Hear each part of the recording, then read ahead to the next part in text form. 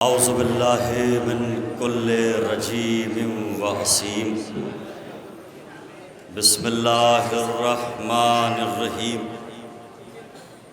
الحمد لأہلہ والصلاة علی اہلہا اما بعد فقد قال حق سبحانہ وتعالی بسم اللہ الرحمن الرحیم انما ولیکم اللہ ورسولہ والذین آمنوا الذین یقیمون الصلاۃ ویؤتون الزکاۃ وہم راکعون ومن یتول اللہ ورسولہ والذین آمنوا فإن حزب اللہ هم الغالبون صلاۃ۔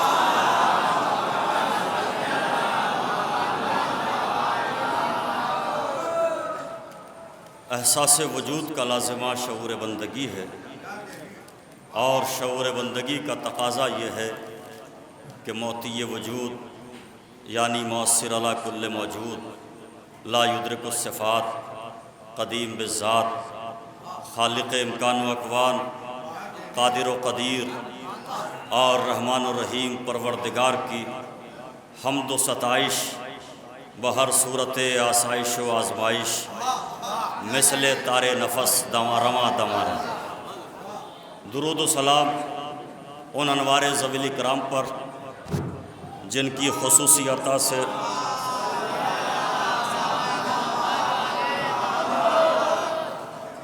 درود و سلام ان انوار ذوی الاکرام پر جن کی خصوصی عطا سے شعور حمد پروردگار عطا ہوا۔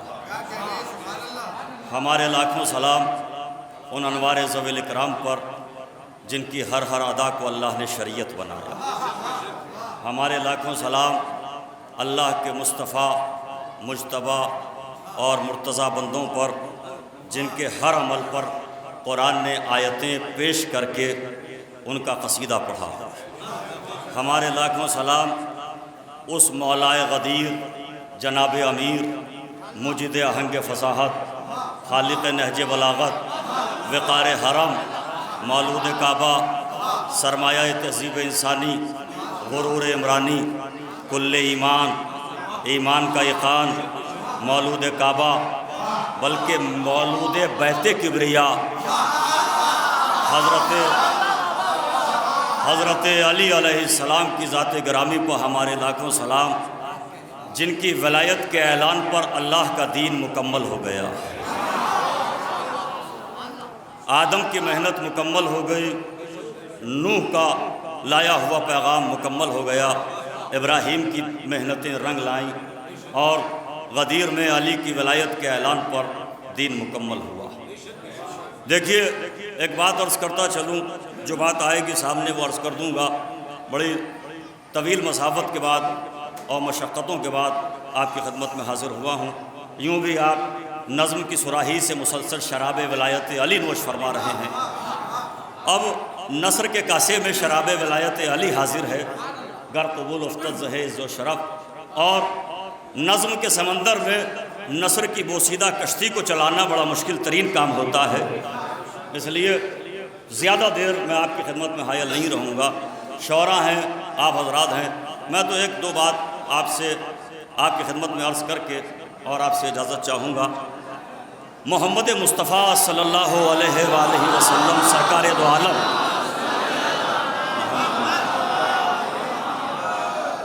حضور کو نبی 40 برس کے بعد نہیں بنایا گیا، بلکہ 40 برس کے بعد اظہار رسالت آپ نے فرمایا، اعلان نبوت آپ نے فرمایا۔ تو یہ نہ سمجھیے گا کہ غدیر میں علی کو مولا بنایا گیا، غدیر میں علی کو ولی بنایا گیا، غدیر میں بنایا نہیں گیا، غدیر میں اعلان سنایا گیا ہے۔ اس لیے کہ ان کی تو انگوٹھی پر ولایت کی آیت آ گئی، انما ولیکم اللہ، اللہ تمہارا ولی ہے، اس کا رسول تمہارا ولی ہے، اور وہ ولی ہے جو حالت رکوع میں زکوٰۃ بھی دیتا ہے، نماز بھی قائم کرتا ہے، رکوع کرنے والوں کے ساتھ رکوع بھی کرتا رہتا ہے۔ کون ہے جس نے انگوٹھی دی ہے؟ دیکھیے ولی کسے کہتے ہیں، امام کسے کہتے ہیں، مولا کسے کہتے ہیں؟ ایک انگوٹھی دی، ولایت کی آیت نازل ہو گئی۔ اللہ نے کہا جبرائیل جاؤ ذرا بکنالے کے مومنین کی طرح بآواز بلند آیت سناتے ہوئے جاؤ، اللہ ولی، رسول ولی، حالت رکوع میں زکوٰۃ دینے والا ولی۔ آج ہمارے بچوں سے لوگ یہ پوچھتے ہیں، ہم سے یہ سوال ہوتا ہے کہ آپ نے علی ولی اللہ کہاں سے اضافہ کیا، علی کو مولا مانا، کلمے میں علی ولی اللہ آپ کے کہاں سے آیا؟ تو معاف کیجیے گا، ہم نے چور دروازوں سے ولی نہیں لیا، ہم نے غدیر کے چوراہے سے ولی لیا ہے۔ ہم چور دروازوں سے رہبر نہیں لیتے، بلکہ اللہ نے کہا اللہ ولی، ہم نے کہا لا الہ الا اللہ، اللہ نے کہا رسول ولی، ہم نے کہا محمد رسول اللہ، اللہ نے کہا انگوٹھی دینے والا ولی، ہم نے کہا علی ولی اللہ۔ ہم علی کی ولایت کے قائل ہیں، اور الحمدللہ ہمیں اس بات پر فخر ہے کہ ہم علی کے مت والے ہیں، ہم غدیری ہیں، اس بات پر ہمیں فخر ہے اور ہمیں فخر رہے گا، اور ہمیشہ فخر کرنا یہ ہمارا نصیب بنا ہوا ہے۔ غدیر ہر ایک کا مقدر نہیں ہوتا، جشن غدیر ہر ایک کا نصیب نہیں ہوتا۔ جشن غدیر منانے کے لیے بزرگوں کا کردار پاک ہونا چاہیے، شجرہ طاہر ہونا چاہیے، سلسلہ پاک ہونا چاہیے، ایسے ہی نہیں ہوتا ہے۔ اب علماء اکرام تشریف فرما ہے، ان کی خصوصی توجہ چاہیے۔ اللہ نے 55ویں آیت میں سورہ مائدہ میں کہا، مائدہ کہتے ہیں دسترخوان کو، یعنی اللہ نے جب اپنا دسترخوان بچھایا اور ولایت کا رزق چنا تو ارشاد فرمایا کہ اللہ ولی، رسول ولی، حالت رکوع میں زکوٰۃ دینے والا ولی۔ اللہ ولی ہے، رسول ولی ہے، حالت رکوع میں زکوٰۃ دینے والا علی ولی ہے۔ تمام مورخین اور مفسرین اس بات پر متفق ہیں کہ یہ آیت مولا کائنات حضرت علی علیہ السلام کی شان میں نازل ہوئی ہے۔ میرے مولا کی شان میں اس وقت نازل ہوئی جب مولا نے حالت رکوع میں انگوٹھی عطا فرمائی۔ اللہ نے کہا اللہ ولی، رسول ولی، حالت رکوع میں زکوٰۃ دینے والا ولی۔ یہ 55ویں آیت ہے، اور 56ویں آیت میں سلسلے کو مسلسل کیا۔ اللہ نے فرمایا وَمَن يَتَوَلَّ اللَّهَ وَرَسُولَهُ وَالَّذِينَ آمَنُوا فَإِنَّ حِزْبَ اللَّهِ هُمُ الْغَالِبُونَ۔ دیکھو جس نے اللہ کو ولی مانا، رسول کو ولی مانا، حالت رکوع میں زکوٰۃ دینے والے کو ولی مانا، فَإِنَّ حِزْبَ اللَّهِ، یہی تو اللہ کا گروہ ہے، یہی تو اللہ کا لشکر ہے، اور اللہ کا لشکر غالب رہتا ہے۔ یعنی اللہ کے لشکر میں شامل ہونا چاہتے ہو تو بوریاں اٹھا کر گلی گلی نہ گھومو، بلکہ علی ولی اللہ کا اعلان کرو، تاکہ اللہ کے لشکر میں آنے کا اعلان ہو جائے۔ حزب اللہ میں وہی شامل ہوگا جو علی کی ولایت کا اقرار کرتا ہے، جو علی کو مولا مانتا ہے، جو علی کی ولایت کا قائل ہے، وہی حزب اللہ میں ہے، وہی اللہ کے لشکر میں۔ یہ سورہ مائدہ کی آیت ہے۔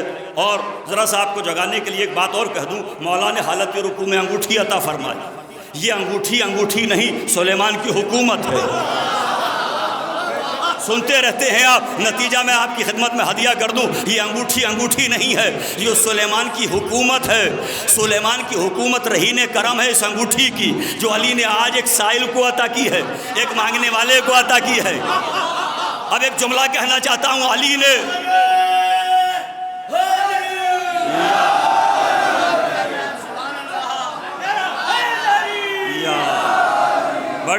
بیٹھیے ایک نتیجے پر ذرا سا نظر رکھیے۔ میں آپ کی خدمت میں ایک نتیجہ ہدیہ کر رہا ہوں۔ یہ سلیمان کی حکومت ہے، سلیمان کی حکومت رہین کرم ہے اس انگوٹھی کی۔ کہاں تک سلیمان کی حکومت ہے؟ جنوں پر ہے، طیور پر ہے، پرندوں پر ہے، اور سلیمان کی حکومت یہ انگوٹھی ہے۔ یہ انگوٹھی مائنس کی جائے تو سلیمان کی کوئی حکومت نہیں۔ وہ انگوٹھی علی نے حالت رکوع میں سائل کو عطا کر دی۔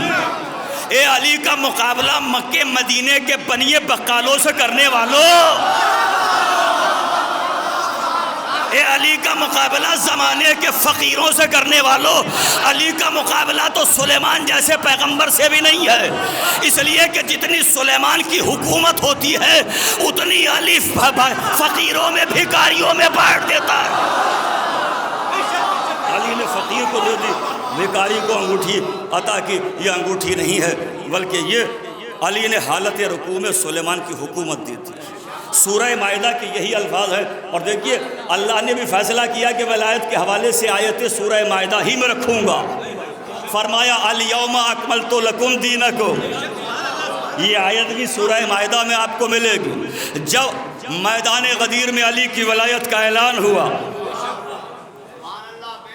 علی والو فخر کرو کہ کاتب تقدیر نے تمہارے مقدر میں نہیں، جملہ بدلتا ہوں، کاتب تقدیر نے تمہاری بیاض حیات کے ورق پر ایک اور جشن غدیر کو تحریر کر دیا۔ اس لیے ذرا جاگ کے سننا میرے جملے کو۔ جب علی کی ولایت کا اعلان ہوا، آیت نازل ہوئی، الیوم اکملت لکم دینکم، آج دین مکمل ہو گیا، اتمام نعمت ہو گیا۔ اللہ نے اسلام کو منتخب کیا، پسند کیا، سلیکٹ کیا۔ اور یہیں پر کچھ آیتیں اور بھی ہیں جن کی طرف لوگ متوجہ نہیں ہوتے عموماً۔ الیوم یئس الذین کفروا، آج کافر مایوس ہو گئے۔ اس کے بعد مجھے کچھ کہنے کی ضرورت نہیں ہے۔ غدیر کے میدان میں اللہ کہہ رہا ہے کہ آج کافر مایوس ہو گئے، اس لیے کہ علی مولا بن گئے۔ تو غدیر کے روز مایوس ہونا کافروں کا کام ہے، خوشی منانا مومنوں کا کام ہے۔ الیوم یئس الذین کفروا، آج وہ جو کافر ہیں وہ مایوس ہو گئے۔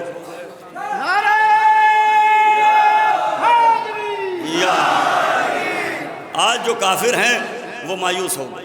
بس میں پھر عرض کر رہا ہوں کہ دیکھیے، نظم نثر کا پیوند بہت زیادہ دیر چل نہیں پاتا، اور ہم اس بات کا خیال رکھتے ہیں کہ شعراء جہاں اسٹیج پر بیٹھے ہوں وہ مسلسل ہو سلسلہ۔ بہرحال یہ میرے چھوٹے بھائی مولانا ابن عباس صاحب کا حکم تھا تو میں حاضر ہو گیا ہوں۔ محفل تو مجھے سننا ہی تھی، شرکت تو مجھے کرنا ہی ہے۔ الیوم یئس الذین کفروا، آج کافر مایوس ہو گئے۔ مجھے یہ بتاؤ، کافر مایوس کہاں ہوئے؟ کیا نماز کے پیغام پر کافر مایوس ہوئے؟ کیا روزے کے اعلان پر کافر مایوس ہوئے؟ پیشانیوں پر سجدے لکھ دیے گئے، ہونٹوں پر روزے سجا دیے گئے، کافر مایوس نہیں ہوتے۔ دین آ گیا، قرآن اتر آیا، کافر مایوس نہیں ہوئے۔ کافر مایوس کہاں ہوئے؟ جب علی کو مولا بنایا تو کافر مایوس ہوئے۔ ایک جملہ تو یہیں پر رک کر کہوں گا، ارے بھائی علی کی ولایت، علی کی فضیلت سمجھ کے نہ پڑھو، کافروں کو مایوس کرنے ہی کے لیے علی کی ولایت پڑھ لیا کرو۔ اس لیے کہ قرآن نے فارمولہ دیا ہے، قرآن نے نسخہ دیا ہے کہ کافر مایوس ہوتے ہیں علی کی ولایت پر۔ علی کی ولایت پر کافر مایوس ہوئے۔ اب ذرا سا سوچئے، ذہنوں کو جگائیے، کافروں کو مایوس کہاں کہاں ہو جانا چاہیے تھا؟ مکہ فتح ہو گیا، سب بت توڑ دیے گئے، کافر مایوس نہیں ہوتے۔ دعوت ذوالعشیرہ میں پیغمبر نے اپنا پیغام پہنچا دیا، خیبر فتح ہو گیا، کافر مایوس ہوئے؟ نہیں ہوئے۔ حد ہو گئی، کل کفر خندق میں مارا گیا، کافروں کو وہاں مایوس ہو جانا چاہیے تھا، مگر کافر مایوس نہیں ہوئے۔ کیوں؟ اصل میں کافر یہ سمجھ رہے تھے کہ دین لائے ہیں محمد، پیغام لائے ہیں محمد، شریعت لائے ہیں محمد، قرآن لائے ہیں محمد، آیتیں لائے ہیں محمد۔ محمد ہمیشہ اس دنیا میں رہیں گے نہیں، محمد اس دنیا سے چلے جائیں گے، محمد کا کوئی بیٹا ہے نہیں، تو دین آگے چلے گا کیسے؟ پیغام آگے بڑھے گا کیسے؟ اس لیے کافر یہ سوچ رہے تھے کہ کتنے دن یہ پیغام چلے گا، کب تک یہ مشن چلے گا، کب تک یہ تحریک چلے گی، کب تک یہ دین چلے گا۔ حالانکہ کافر دیکھ رہے تھے کہ چاروں طرف صحابہ کا ہجوم ہے، مگر وہ مایوس نہیں تھے، اس لیے کہ کافر بھی جانتے ہیں کہ محمد کا دین محمد کے صحابہ نہیں چلائیں گے، محمد کا وارث چلائے گا۔ چنانچہ ہوا یہ کہ کافر یہ سوچ رہے تھے محمد کے کوئی بیٹا ہے نہیں، محمد کے کوئی وارث ہے نہیں، محمد اس دنیا سے جائیں گے، دین ختم ہو جائے گا، شریعت تباہ ہو جائے گی، قرآن مٹ جائے گا، آیتیں ختم ہو جائیں گی، پیغام مکمل ہو نہیں پائے گا۔ وہ یہ سوچ رہے تھے، مگر محمد نے جب جانے سے پہلے محمد کا اعلان کر دیا، من کنت مولا،